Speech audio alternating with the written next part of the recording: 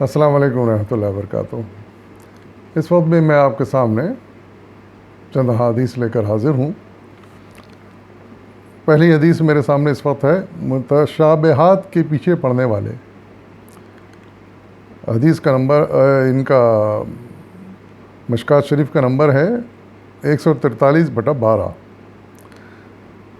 یہ کچھ اس طرح بیان ہوئی ہے۔ حضرت عائشہ فرماتی ہیں کہ رسول اللہ صلی اللہ علیہ وسلم نے فرمایا کہ کچھ لوگ متشابہ آیات کے پیچھے پڑے ہیں تو سمجھ لو کہ یہ وہ لوگ ہیں جن کو خدا نے گمراہ کر دیا ہے، تو ان سے بچو۔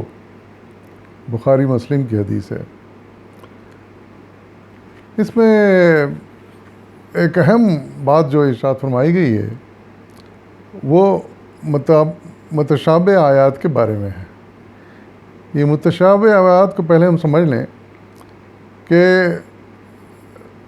یہ وہ آیات ہیں قرآن کی جن میں آخرت کی چند چیزوں کو تشبیہ دی گئی ہے دنیا کی چند چیزوں سے، یعنی وہ دنیا کی چند چیزوں کے مشابہ ہیں آخرت کی وہ چیزیں،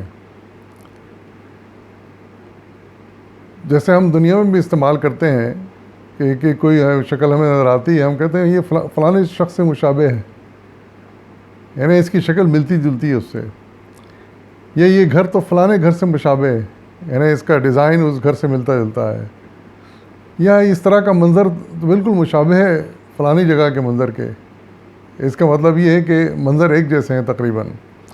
تو کسی بات کو سمجھانے کے لیے، اس کا تصور ذہن میں دلانے کے لیے تشبیہ دینے کو متشابہ کرنا کہا جاتا ہے، اور ایسی آیات کو جن میں اللہ تعالیٰ نے آخرت کی کچھ چیزوں کو سمجھانے کے لیے دنیا کی کسی چیز سے متشابہ قرار دیا ہے، تو ایسی آیات کو متشابہ آیات کہا جاتا ہے۔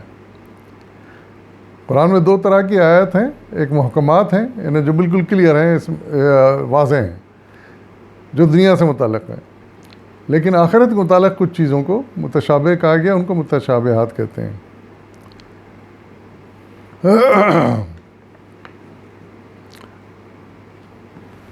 قرآن میں بھی ان متشابہ آیات جو ہیں ان کے بارے میں کچھ تبصرہ کیا گیا ہے۔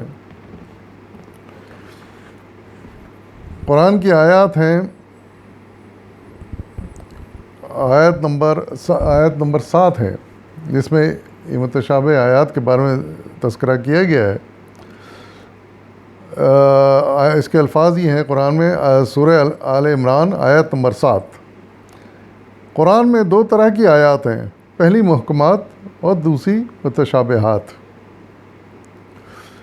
پھر دوسری بات یہ فرمائی گئی جن کے دلوں میں تیڑ ہے متشابہات کے پیچھے پڑے رہتے ہیں۔ یہ بھی آیت نمبر 7 ہی کا حصہ ہے۔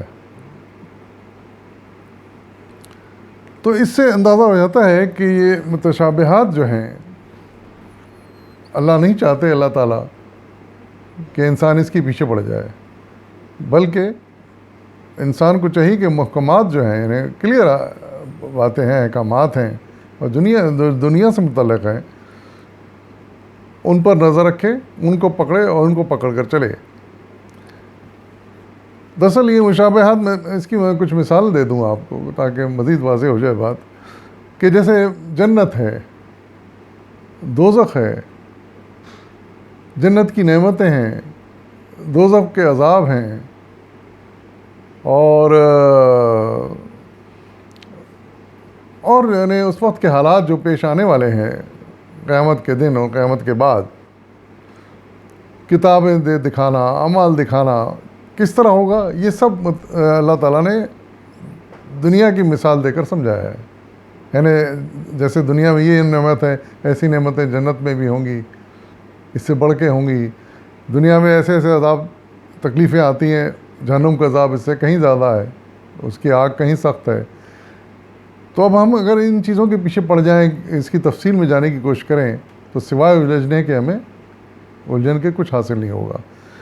اس لیے قرآن میں اللہ تعالیٰ نے واضح کر دیا کہ جو لوگ گمراہ ہوتے ہیں وہ ان کے پیچھے پڑے رہتے ہیں، اور ورنہ صحیح لوگ محکمات کو پکڑ کے آگے چلتے ہیں۔ اور یہاں بھی یہی بات حضرت عائشہ کے ذریعے ہمیں معلوم ہوئی کہ آپ فرماتے ہیں کہ جو کچھ لوگ متشابہ آیات کے پیچھے پڑے ہوتے ہیں تو سمجھ لو کہ یہ وہ لوگ ہیں جن کو خدا نے گمراہ کر دیا ہے، بخاری مسلم۔ تو اس لیے جب اتنی واضح وعید آ چکی ہیں تو ہمیں چاہیے کہ ہم ایسی آیات پہ زیادہ نہ الجھیں، بس سن لیں، ان کو جتنا سمجھ میں آتا ہے سمجھ لیں، ان کے کھوج میں نہ پڑ جائیں۔ پھر دوسری حدیث ہے 146/15، اس میں حضرت ابو ہریرہ نے فرمایا کہ رسول اللہ صلی اللہ علیہ وسلم نے فرمایا کہ آخری زمانے میں جھوٹے لوگ ہوں گے جو تمہارے پاس ایسی حدیثیں لائیں گے جن کو تم نے کبھی نہ سنا ہوگا، نہ تمہارے آباء و اجداد نے کبھی سنا ہوگا، ایسے لوگوں سے بچو ورنہ وہ تم کو گمراہ کر دیں گے۔ یہ مسلم شریف کی حدیث ہے۔ اس میں آگاہ کیا گیا ہے، حضرت ابو ہریرہ نے صلی اللہ علیہ وسلم کا یہ ارشاد فرما کر لوگوں کو آگاہ کیا گیا ہے کہ ایک زمانہ ایسا آئے گا کہ لوگ جھوٹی حدیثیں گڑھیں گے،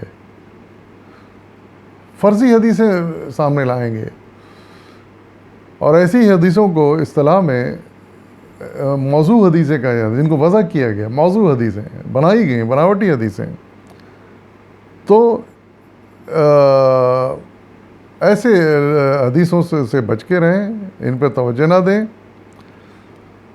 اور ورنہ گمراہ ہو جائیں گے۔